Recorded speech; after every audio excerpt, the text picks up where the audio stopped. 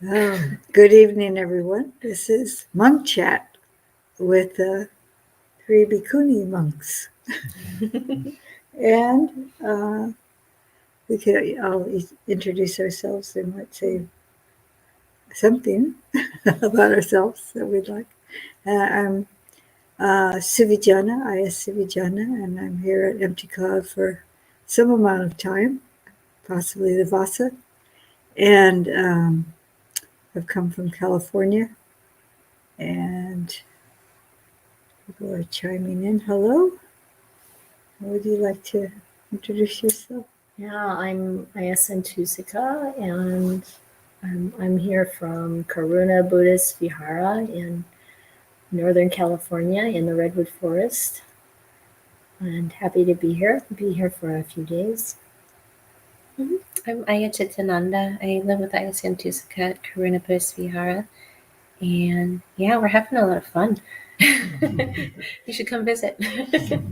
So we were invited as a trio to give the monk chat. And so this is an opportunity for those who would like to ask questions about monastic life or all those questions you wanted to ask but were afraid to ask the monastics, or you were told this is not the appropriate occasion. So this is a time you can ask some questions and we'll do our best to answer. But it should be something, is there some parameter about the questions? Usually, questions just related to Buddha, Dhamma, Sangha. Yeah, okay. To the path. To the path. Questions related to Buddha, Dhamma, Sangha. We're open to, and we'll do our best to answer.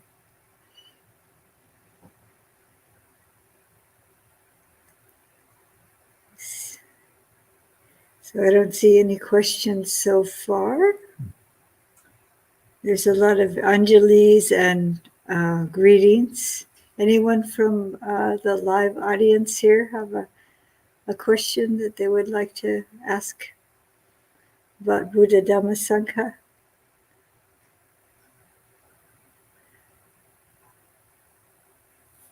I see something has just popped up, and it says, where's the mouse? Oh, here it is. Oh, where'd it go? Yeah. Don't. Okay. Then, maybe we can. So okay, other there it people can goes. see. There it goes. That's what I was trying to do. Thank you. How do chanting and mantras help to settle the mind? Yesterday I chanted Namo Tassa 108 times, but my thoughts continued even while I was repeating the chant. While I was practicing, was I practicing incorrectly? Well, if you're doing that for that purpose, just to kind of blot out thoughts, then maybe that's not quite the best approach. If you're chanting Namo Tassa Bhagavato Arahato Samma Sambuddhassa from your heart, you're just really feeling that devotion, thinking about your dedication to the Buddha, and the meaning of the chanting, then it'll bring up a feeling in the body and the heart and calm the mind. But if we're thinking, I've got to stop this thought, I've been obsessing about this for all day long and it's got to stop, something like that, then that's the wrong reason to do that. And you might look at why your mind is so activated and what's going on, and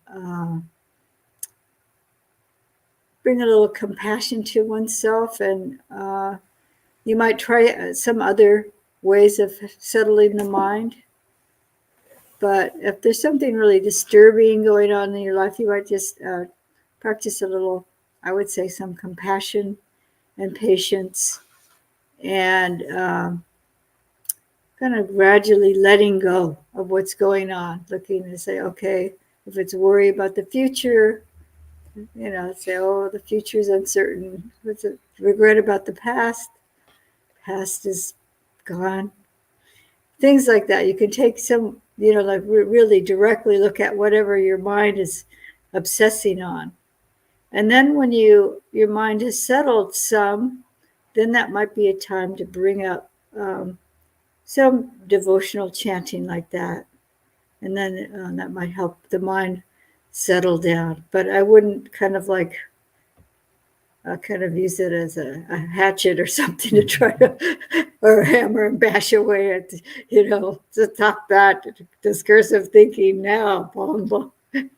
Anyway, that's my what I'd like to say about that. Is there any other ideas about that particular? Well, the first thing that came to my mind was if you're trying to do it 108 times, you might be thinking too much about, like, I'm on 67 and now I've got to, or something, but maybe having some time before you sit down to do a devotional practice to get calm, and then maybe like trying different things that you don't have such constraints around or have to think about the form.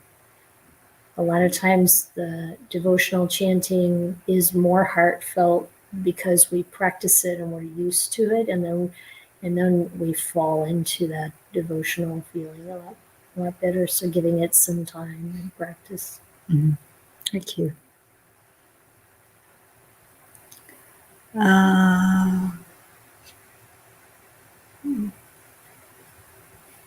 It's like a bunch more have come through. Yeah, more have come in. So we can go on to, we could take, would you like to? Sure. Well, this one, so they're referring to someone. Okay. Before you talked about the fetters, I was wondering how fetters are related to aggregates, or skandhas. Khandhas. Do you want to approach this one, or? I can take a stab at it. So the fetters are like the things that are holding us back, and those fall away with progressive levels of attainment. And I mean, I guess the aggregates, this is kind of how we know how to be in the world and the things we kind of identify with. So the less we identify with them, the more fetters are going to drop away. That's my short answer. Yeah. I would say also because a sense of self, identity of self is bound up in the aggregates. And there's called identity view. It's one of the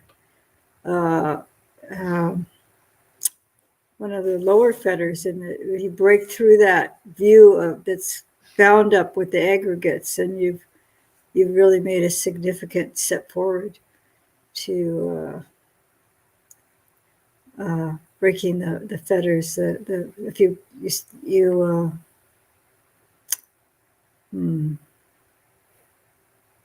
what is that? That's I can't think of the Pali for that. The kaya ditthi, the Sakaya ditthi, yeah, identifying with the body and the other aggregates as a self, and so that's one of the big fetters that holds us back, is this identity. Do you have anything else to say about that one? Sounds good to me. Let's see, where did we get? You're welcome to ask follow-on questions if you like. Yeah, let's see if I can get it to go. Yeah, we're missing a bunch. Huh? There's, I think, Is there some above? You just click, I'm trying to click on get the this. thing. I'm trying to get it to go. Maybe You that's might it. have click to on it and press see it. this. Yeah. Yeah, Sometimes we don't know the this chat computer will either. jump. If a lot comes in there in one shot, it'll jump really far. Okay, so Sometimes- I just want to make sure we didn't hide one. Okay, so let's go to the next one there. Do any of you have children? Can you share what it was like for you to ordain Thank you very much for this month chat. Yes, I have one child. I have a son who's now he's 40. And he was very supportive of me when I was considering ordination. He was I wasn't sure if that was possible for me to do it, and he said, "Mom, I know you can do it." so and he was happy for me at the time, anyway. Dad, I have 2 children, and my son actually became a monk, and that's how I was introduced to the Dhamma. So that was huge support. He was a monk for 14 years, I think, and during that time, I really picked up the Dhamma, and I went through the stages, became a bhikkhuni. And right about the time I was ordaining as a bhikkhuni, he started to think about leaving the robes, and then did that the next year. And yeah, so he was very, very instrumental. I tell him, yeah, those things that the Buddha said, you can't really repay your parents no matter what you do for them on a material level. You can walk around with them on each shoulder, and they can be like, you can satisfy their every need basically, but that wouldn't really repay them. But if you set them on the path of Dhamma, if you help them become more generous and wise and virtuous, etc., that's the payment. So I tell him he went the full distance on that. On that, it was really helpful. And then I also have a daughter, and she was pretty unhappy about my decision, because when her brother went to become a monk, he stopped writing to her, calling her. He was in Thailand, and he was just like on a different track, and she felt very abandoned and hurt by that. And then, oh no, my mother is going to do this, and I'm going to lose her too. So I had to take time and really do it in a way that helped reassure her that I was not going to disappear from her life. And it has worked out. And she doesn't admit that she's Buddhist, but she lives like a Buddhist. And she teaches, she's a clinical social worker, and she teaches social emotional learning to elementary school kids, and it's all Buddhist principles. Yeah! Doesn't matter what you call it, as long as you're living the Dhamma. So now she feels comfortable with this and happy that I'm so happy. I noticed earlier a question about if you can ordain after 50. There's someone who has young children now, and they're wondering if you can ordain when you're over 50 in North America. I ordained when I was over 50. I was 51. Yeah, it depends on the monastery, but Yeah. I think a lot of places are accepting older women, and the age isn't a limitation for men, and many monasteries, I don't know that it's a problem, but yeah, it depends. It depends. It does depend, and a lot of places do have a limit for age, and so I found I really had to work at finding or creating a situation where I could ordain and pursue the path and create a monastery, because there's just not that many places available in the West. For women especially. But don't get discouraged. Yeah. We're making more. and that's the job right now of the Kunis in the West, and we need to set up places and run them in good ways and make it something more available. And you have no children? She saved herself a lot of trouble. Don't tell them I said that. Sometimes Anagarika sees young children running around and screaming, and she's like, Yeah, there's some birth control running around. What do you call it? Birth Cel- control images or Oh, yeah, sounds. contraceptive images, she says. That's called celibacy. Okay. Buddhism teaches not to listen to music. Well, I don't know that it does, but isn't chanting music? I like it, but I can't help but think, isn't this music?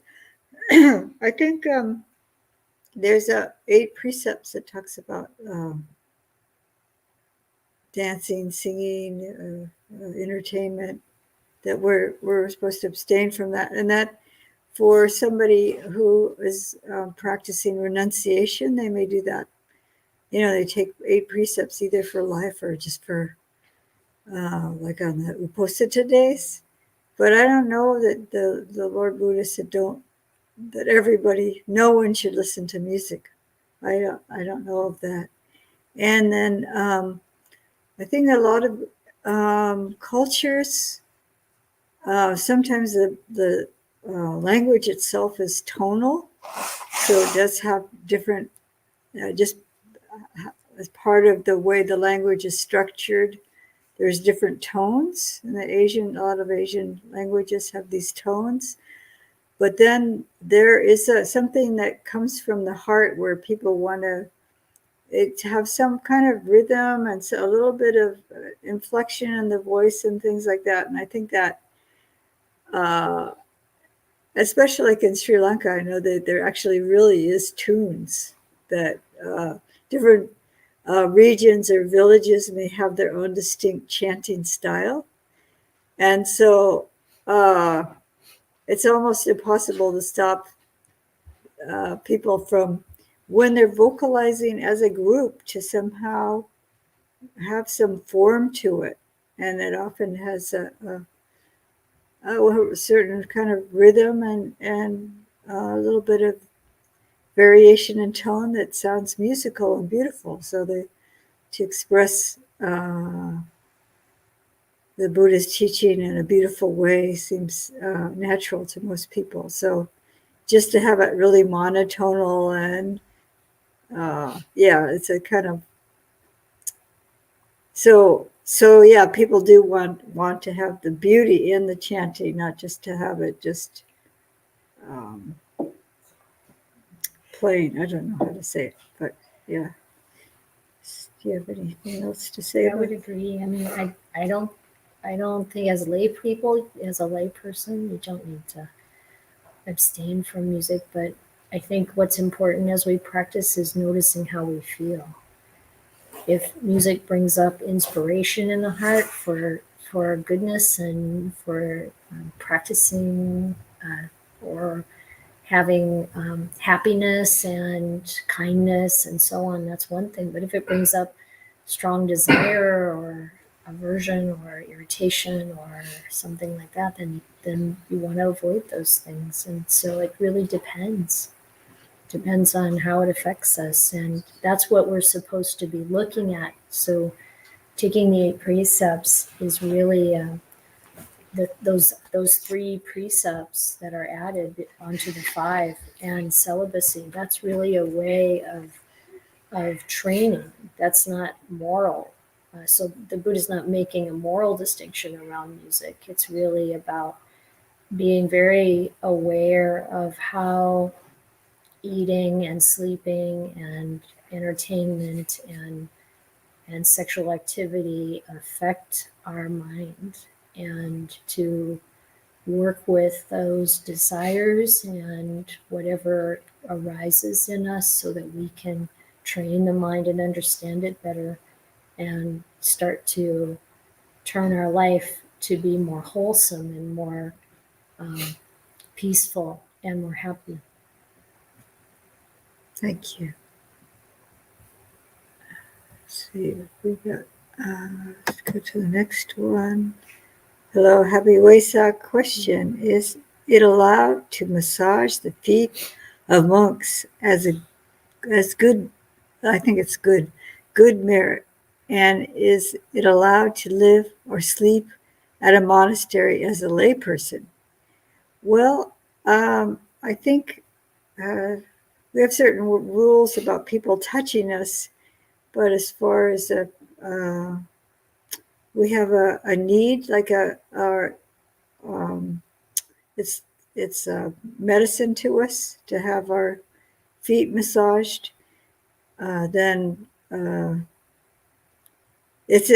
guess the clause is unless one is sick, and to have, but the way things are, it should be someone of the same gender, and unless it's like a medical treatment or something, we shouldn't have people of the opposite gender touching us, and that would also be maybe chaperoned.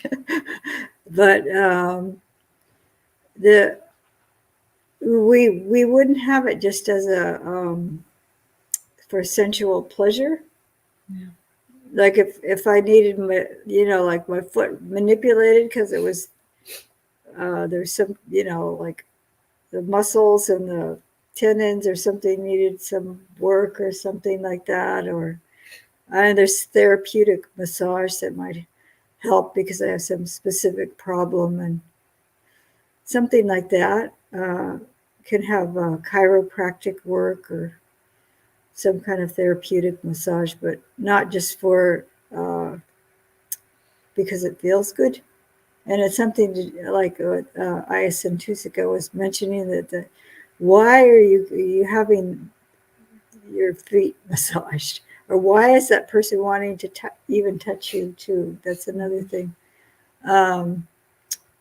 So if you're like a massage practitioner and the person's in need, then you're helping the person alleviate pain or some medical problem with the feet, then that's okay, and that would be good merit.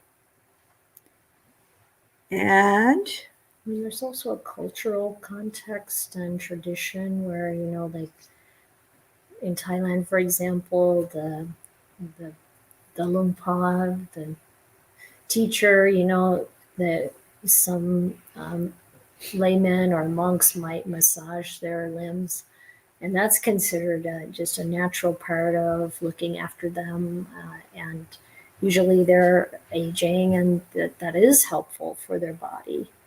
But it's, I think all of what you said, taking care about the context and making sure that it's appropriate. mm-hmm. Yeah, that is true. But I think it is, but with the aging, especially aging elder Ajahn, and it is a privilege too, and it's usually another monastic, like Or sometimes I've seen laymen with a monk, and just, and a lot of people are around. It's not in private. It's completely appropriate to the context. And what about the next part? And is it allowed to live or sleep at a monastery as a layperson? So yes, we have lay visitors here at Empty Cloud, and most places they have accommodations by arrangement for people to stay, and but then usually they keep 8 precepts. They blend in with the monastic life. They're offering service to the monastics and the monastery, so there's a context for it. So a person might, as a layperson, live long-term as a steward at a monastery, or they may be considering ordination. So they're seeing how it is to be living with monastics, and how monastic life is through living it. But yeah, there's a certain discipline that goes along with that too. Do you have anything to add? Okay, we could probably go on because it's a pretty simple yes to, but yeah, so if you're interested, you can see. You could go to a website, like you could go to Empty Cloud, and they'll lay out all that is expected of you and as a layperson, and how you might go about doing that, or some other monastery in your area. And this is, dear venerables, what would be a subject or perhaps a story related to, or meaningful to you about Wesak Day that you would like to share with us? Thank you. Do you have something that you'd like to share? Maybe. The first time I went to a Vesak ceremony was the first time I went to a monastery for a stay, and it was a Mahayana monastery. It's Tenya tradition, and they had all the traditional, you bathe the baby Buddha with nice, like, perfumed flowered water stuff, and you kind of do the thing. And it was pretty foreign to me. And I was talking to a couple of the monastics, and they were saying how it was a really big part of their culture, and it really had a deep effect on their recommitting or not committing, but refreshing their faith. Like, it was a nice reminder when they really contemplated the Buddha and how miraculous he is, and they're trying to heal me. Thank you.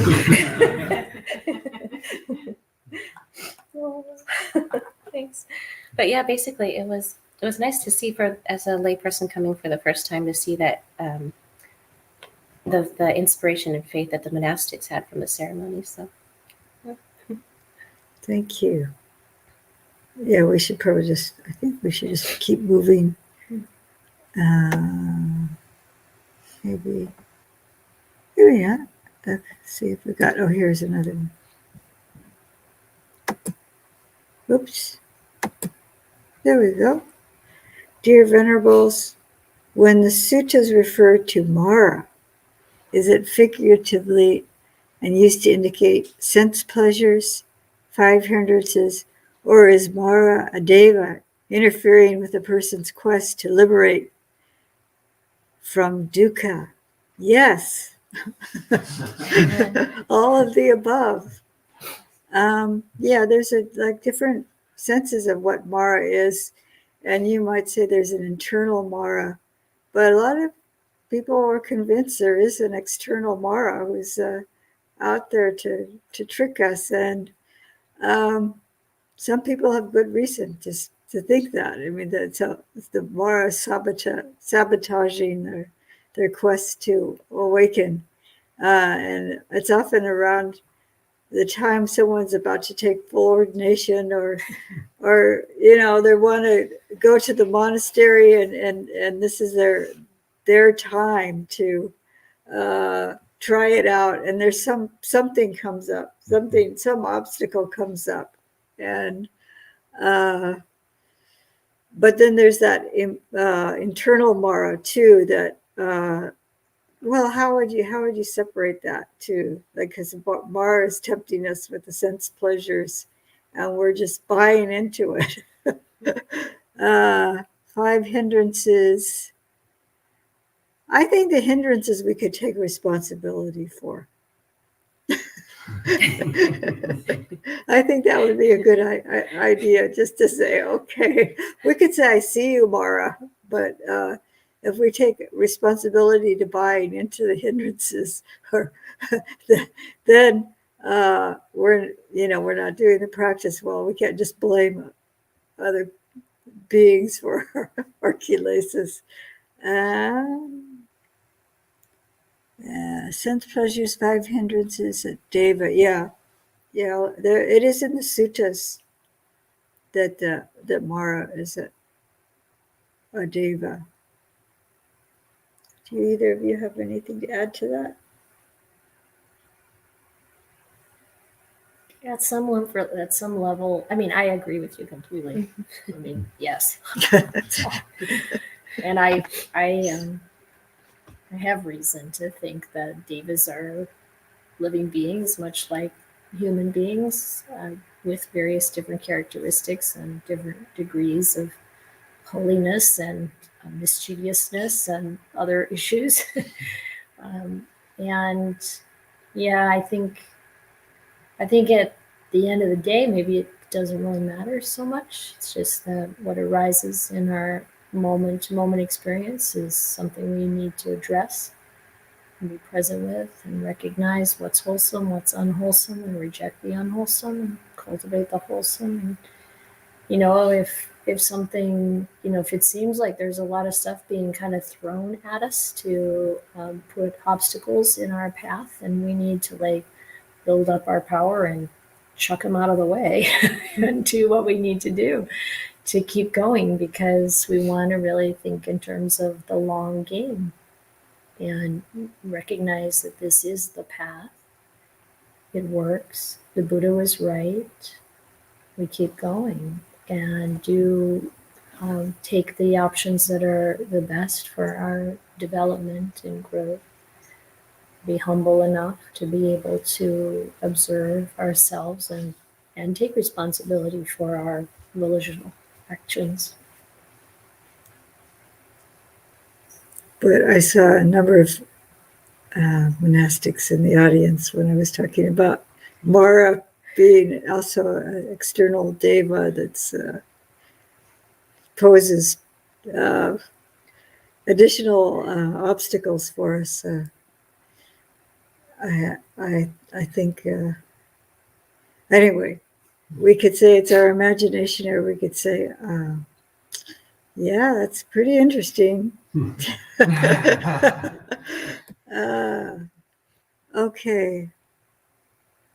So we have another question. Let's go to another question here. It's just again about massage. Would having a massage business solely to serve monks with their therapeutic massage and posture and walking correction be needed? Sitting for prolonged periods of time is not too healthy. Well, if it's a business, I don't know how I guess maybe there could be dana to the person who's doing the massage, because the monks don't have any money to pay for to keep the business going. But I know there are people who offer their massage therapists or chiropractors or acupuncturists. They do some kind of healing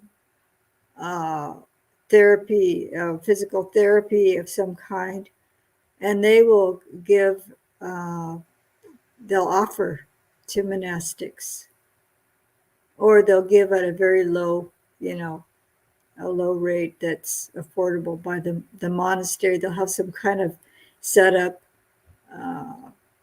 There still probably is a acupuncture,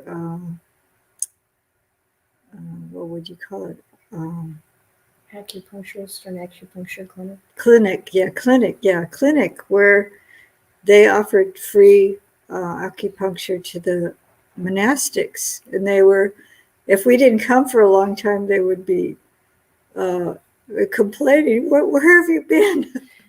And we had a chiropractor that offered like a very low rate.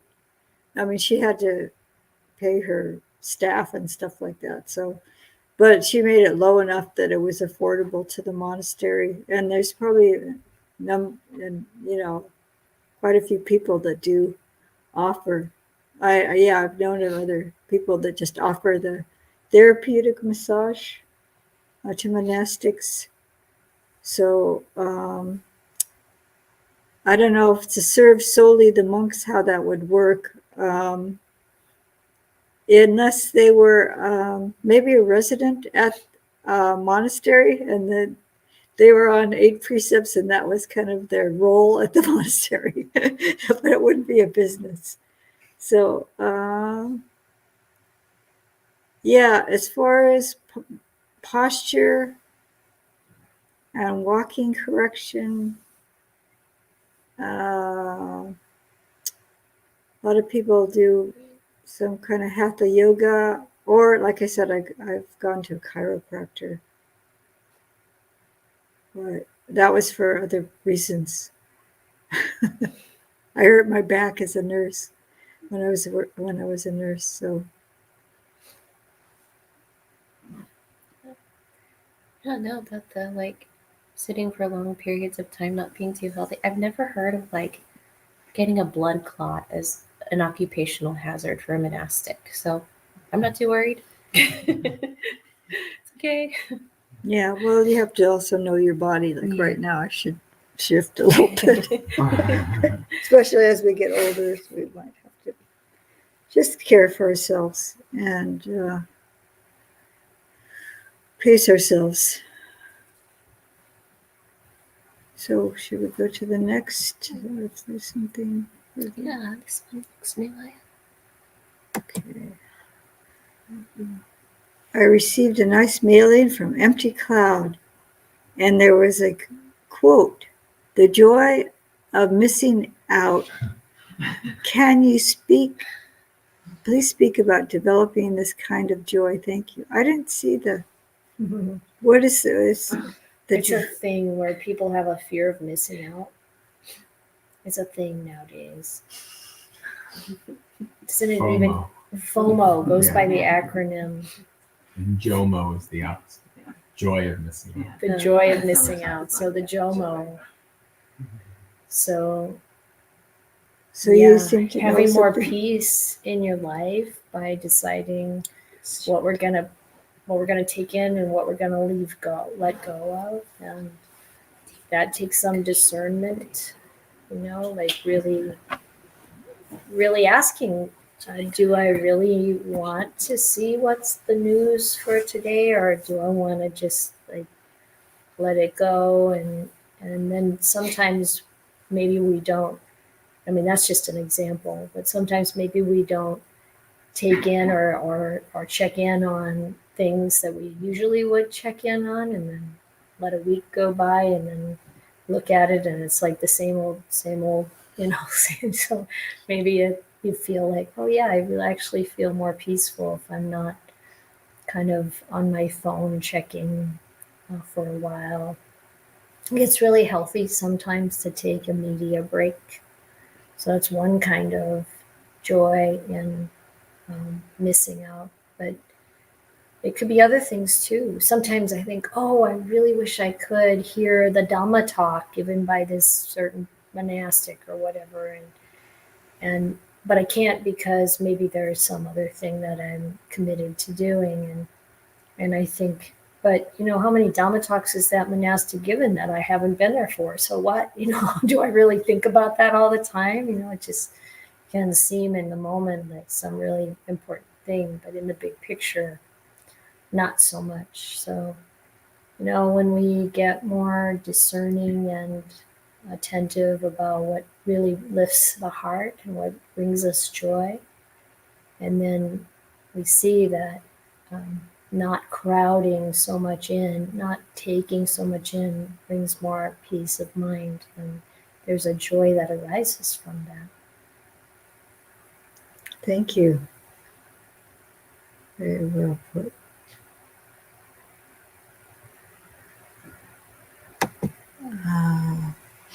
What do we do on special Vesak Day in every year?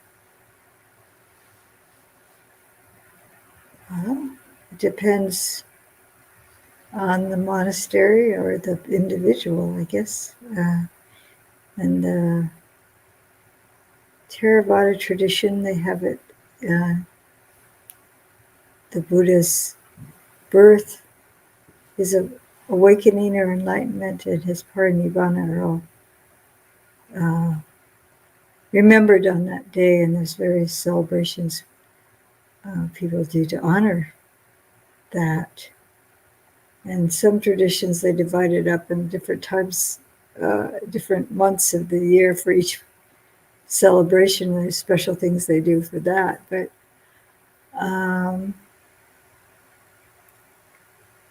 I think, it depends on the individual. You can go to a monastery and see what they're doing. If you're close enough to empty a cloud, you're welcome to come. And if you just reflect on the Buddha's life and how that impacts your heart, that might be enough if you don't have any place to go. I don't know if either of you have a...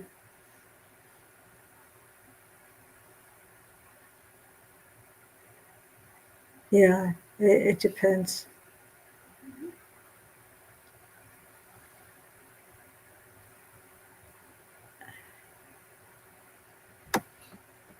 Is that the bottom? Yeah, I think that's the bottom. Yeah. Do you I have have a a question? Yeah, Yes. I've been asked this question many times, and I wanted to hear it from bhikkhunis, because the question is, how come bhikkhunis have more rules than bhikkhus?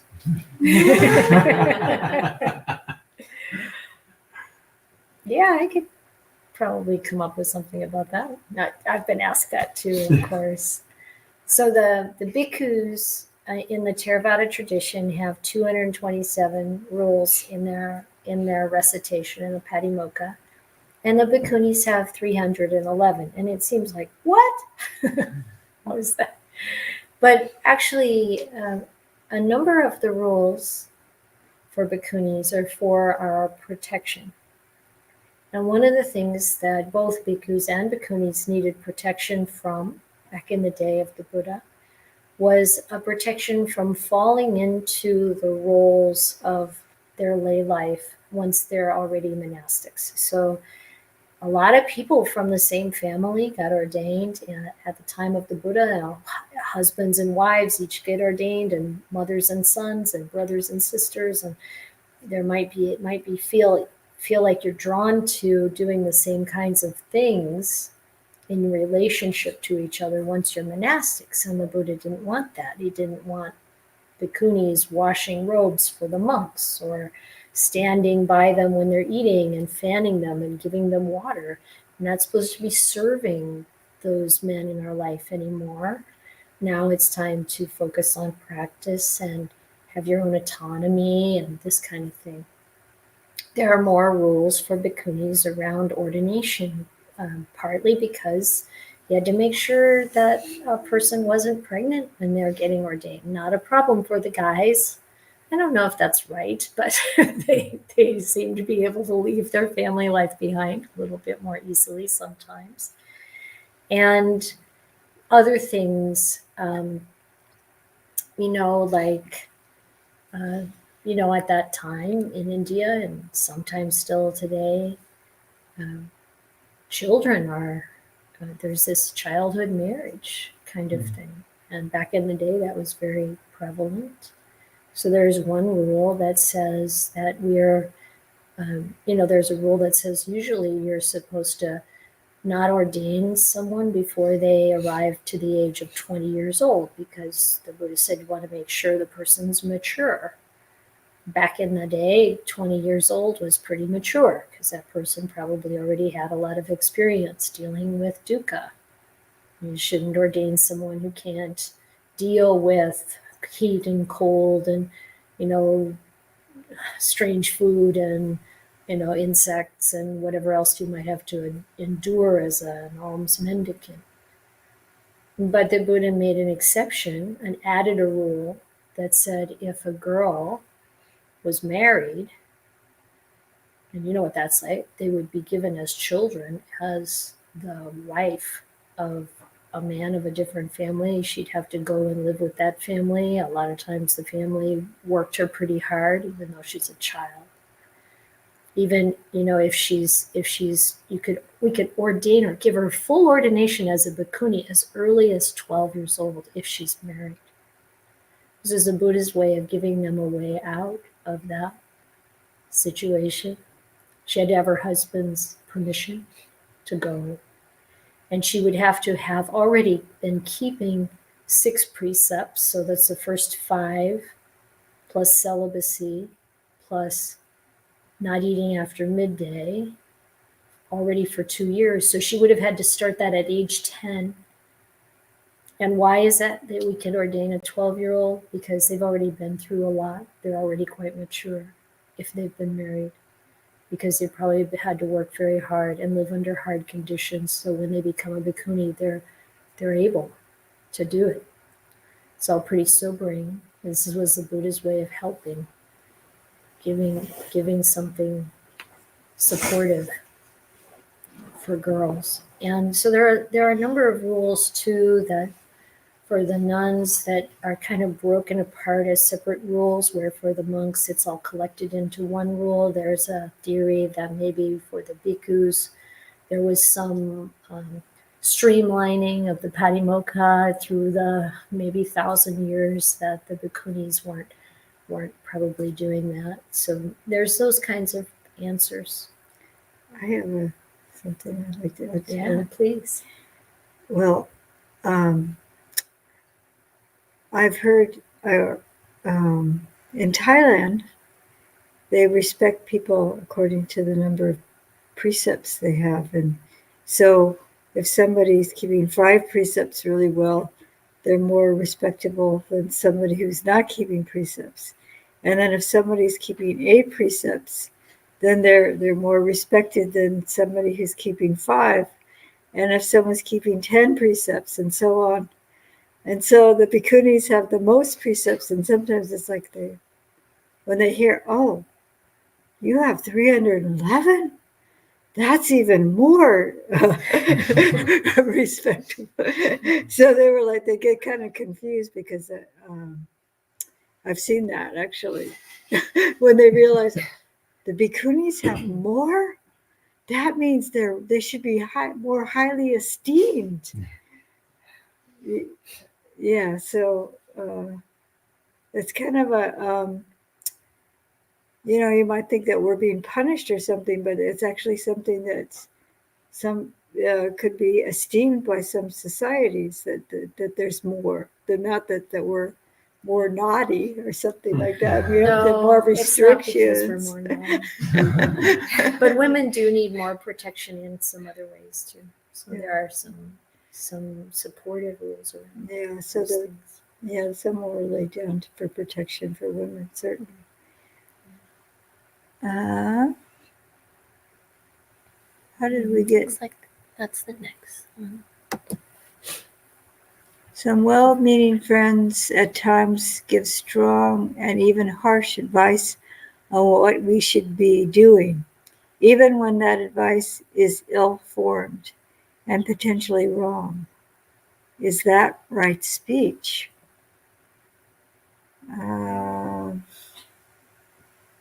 Well, I think strong, it depends. You'd have to know the context.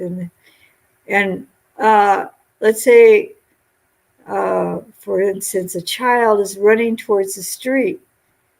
And I might even have to grab that child and say, no, stop.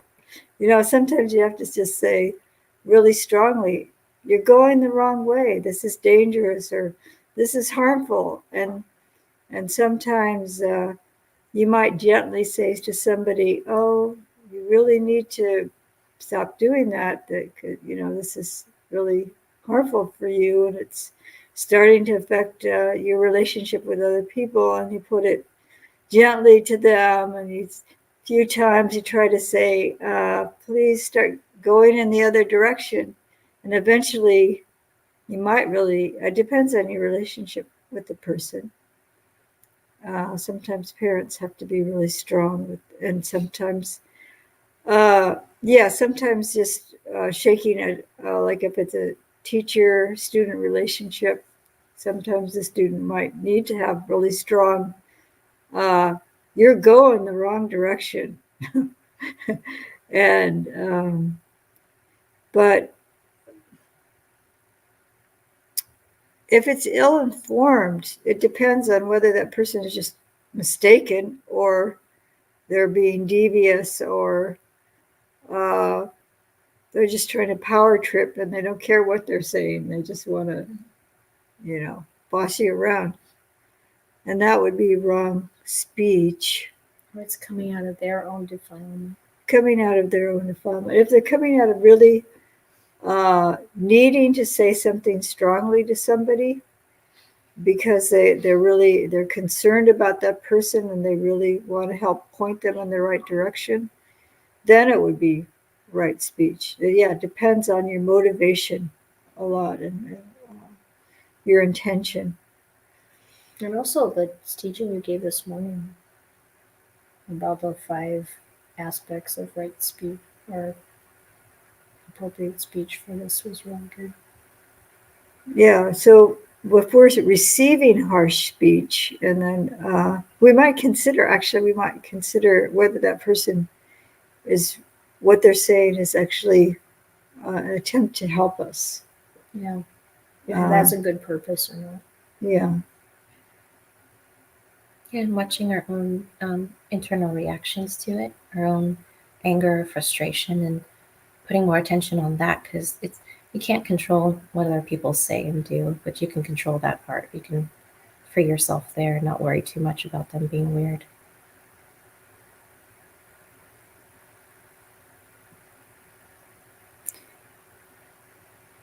Yeah, and since we don't know what they're advising you to do, or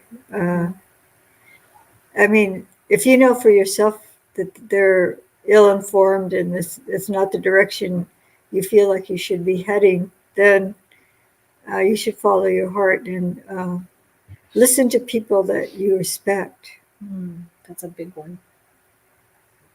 Yeah. Wise people. Don't worry about what unwise people are saying. They might be well-meaning, but they might be pointing you in the wrong direction. There's some, for Aya Santusika, there's a question. Aya Santusika, how did you come up with the format on your talks, including Zoom with extended conversations? I have enjoyed your talks so much. Wanted to take the opportunity to let you know. I'm glad it's beneficial. So I just had the feeling with the audiences or the people who were coming that it was really helpful to have more opportunity for discussion and have the Dhamma reflections be shorter. So instead of talking for 45 minutes or something, just keeping it to maybe 10, 15, 20 minutes and then opening it up for people to share. And the people who tend to come are pretty seasoned practitioners and they have a lot of their own experiences, and people have seemed to become quite safe and vulnerable often in their sharing, and I know people are finding that really helpful to hear different voices and their own experience of things. And if it's the Saturday morning program, that really started at the beginning of the pandemic, and it was in response to a lot of the challenges of this sudden change. Some people were losing their jobs, and other people were getting sick or having family members or friends become very sick or pass away. Or we had, a young college student. She just started college, and to see that her, life that she's been looking forward to at the university is like just this incredible disruption. And what is this going to mean to my experience as a college student? And just many, many different situations that brought up so much intensity and so much dukkha, and such an opportunity to practice. So that was what really, really motivated the development of that program. Thank you.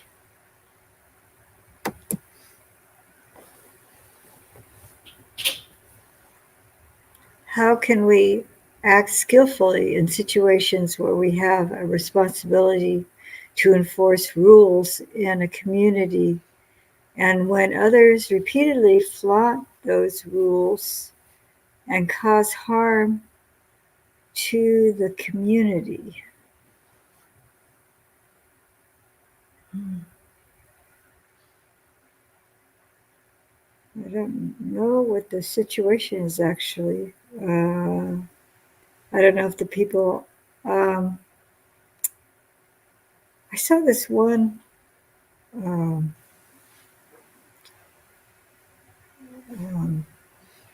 video where it's called Room to Breathe. And there was actually a classroom, and there was these disruptive kids, and this insight meditation teacher came to teach them mindfulness of breathing. It was all videoed, they documented it. And the teacher was also extremely stressed, and he couldn't control the children. They're like middle school kids. And so the meditation teacher was observing the classroom, what was going on. And then she said, how many of you don't want to actually learn this, want to be here? And there were 6 of them. And that was the most disruptive children in the classroom. So she said, well, why don't you go and have some other activity while we're doing this mindfulness training, this learning to breathe, learning to do the mindfulness of breathing. So the children that were disruptive left. And then, so she was able to teach the other children the mindfulness of breathing. And then at a certain point, the other kids, the 6 kids that left, said, well, we want to learn this too. And so they were allowed to return because if they could behave and be quiet and follow instruction, they were allowed to return. And so then they were receptive because they actually wanted to be there. So it may be, I don't know what the situation is, what the age of the people are in, and I don't know if this is hypothetical or a real situation where people are not wanting, but it may be that they're not following the rules because they really don't want to be there, or they don't think the rules are meaningful. So kind of to assess what's going on. Is it just a few people that are breaking the rules and everybody else wants to keep the rules, or the rules just too arbitrary and meaningless and or too difficult to keep? So yeah, I think some having some amount of heart-to-heart communication with people and assessment, or I don't even know if the people could be asked to leave, if the ones that aren't wanting to cooperate with the community and they're causing the disruption, they might just if the person in charge can say, well, I don't think you fit in here well, and maybe give them a little bit of probation time. If you can cooperate, then you're welcome to stay. But if you just want to continue to cause problems, then you might need to leave. So that's my idea on that. Yeah, the first thing that came to my mind with the question, I think you addressed in this also, and the way I was thinking of it is, coming back to a process in the community of establishing what you want your ground rules to be. So that gives everybody a chance to hopefully to voice what's important to them and to hear what people are saying about what creates a container that brings safety and productivity, and depending on the situation, because then you have buy-in. Like, this is what you're then people are participating in hopefully in a skillful process where you really get to examine those rules, and they become agreements rather than rules. So sometimes we really, if it feels like a rule that's being imposed on us, there's an automatic resistance depending on our karma, depending on our experiences. And instead, for it to be a set of agreements that we understand the value of and how it benefits us all And so that's maybe a skillful approach. Thank you. Yeah.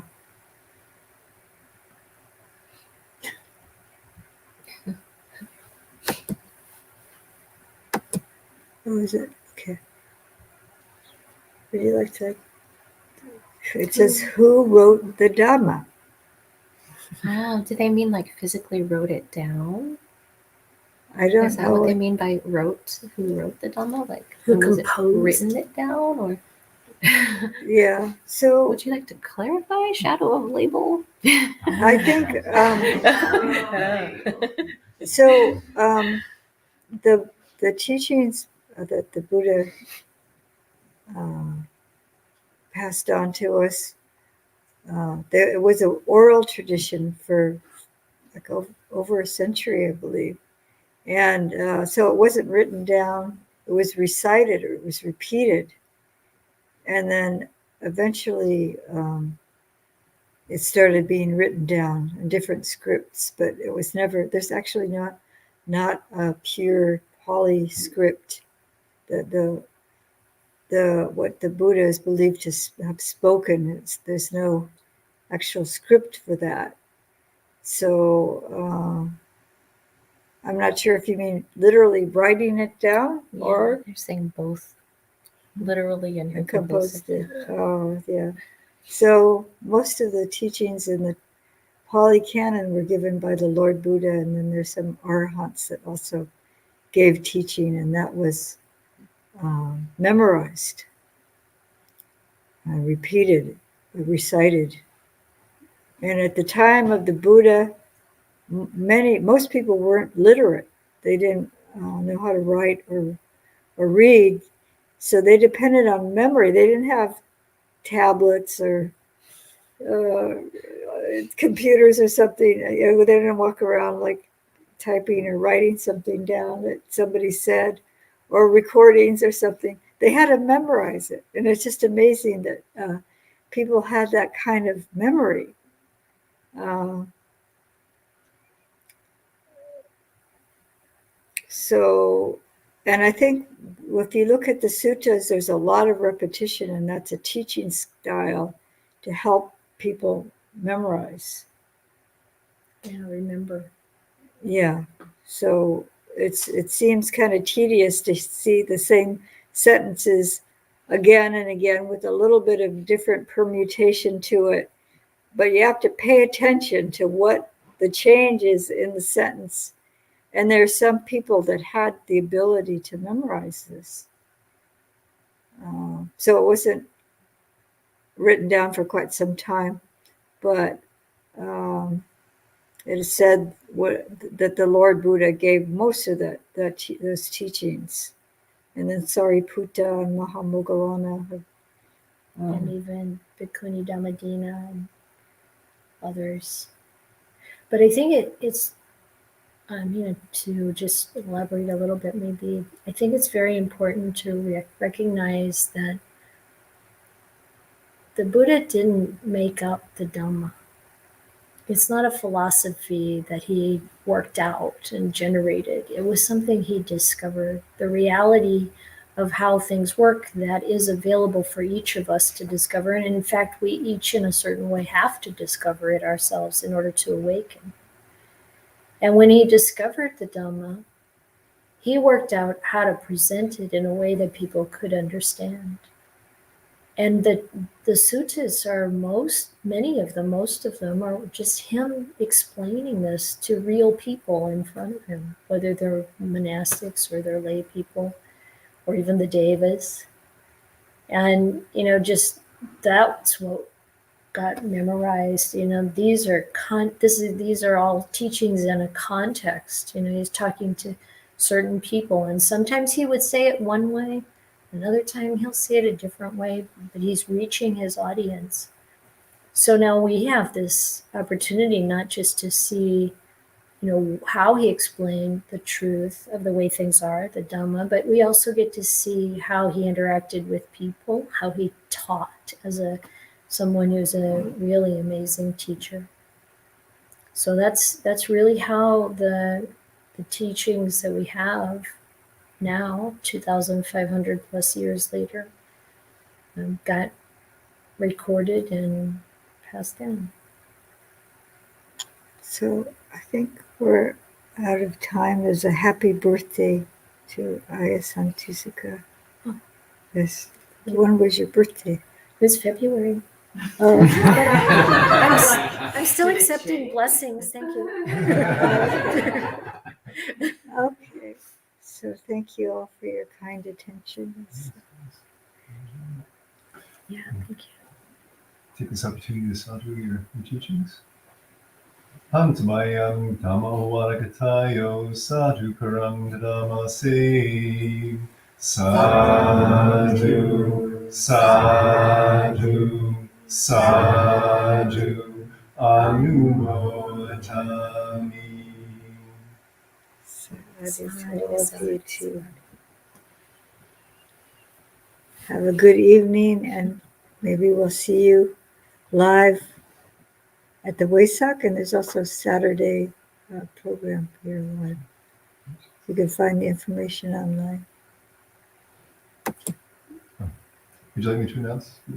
Provide details? I don't know if you've heard any of the broadcast. Well, would you like to say something about the Waisak or other things? Sure, thank you. So on Saturday night here at Empty Cloud Monastery, we have a public program, 6 to 7:30 in the evening, guided meditation, Dhamma talk, and question and answer period. Bhante J very kindly has accepted the role of a teacher for that. And then on Sunday morning, we have the Waisak celebration program with food offering opportunity and a short reflection and taking precepts. In the afternoon, we'll have a longer program of chanting and guided meditation and Dhamma talks from 1 to 4, open to the public. All are welcome. Thank you. Have a good evening, everyone.